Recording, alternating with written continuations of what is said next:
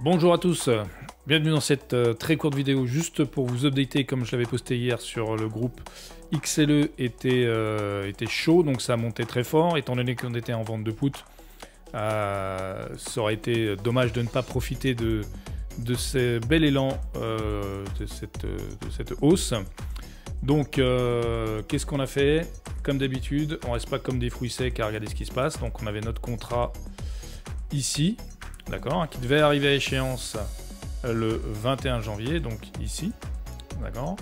Donc on a racheté, on a roulé, donc on a racheté. Ça nous a coûté donc 2 $, le rachat de cette position, et on avait reçu pour ça une prime de 73 $. Donc ça nous a retiré 2 $ entre guillemets dans le calcul, hein, ça nous fait une perte entre guillemets de 2 $ sur les 73, donc ça nous fait un gain sur cette opération de 71, moins bien évidemment les frais, donc un ordre pour clôturer, un autre pour ouvrir, donc on est à moins 4, donc ça nous fait finalement sur le contrat qu'on avait passé le 20 décembre et qui devait arriver à échéance le 21 janvier, on nous fait un gain de 69 $. Du coup, on a roulé notre contrat XLE, on a repris un contrat pareil, une trentaine de jours, là, un peu plus, même 43 jours, au 18 février. On a mis le strike à 54, actuellement ça cote 59,96, ça nous fait toujours, on est à peu près à 10% en dessous. Et donc, on vient de récupérer une prime de 48 $.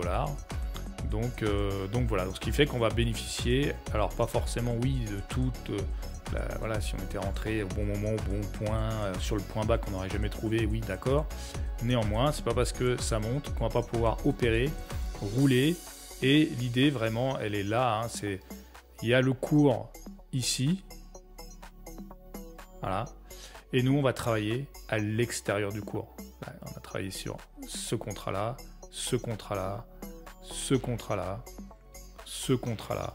Et si ça redescend, bah pareil, on décalera. Et on sera toujours à l'extérieur du cours. On a toujours une marge de manœuvre, un buffer de sécurité.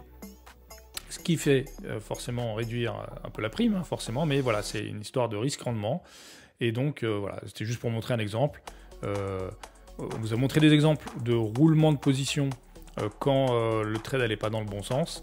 Là, je vous montre un roulement de position quand le trade va dans le bon sens, et histoire de récupérer encore un peu de performance.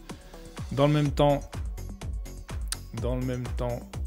il y avait l'alerte qui était ici. On va s'en remettre une là.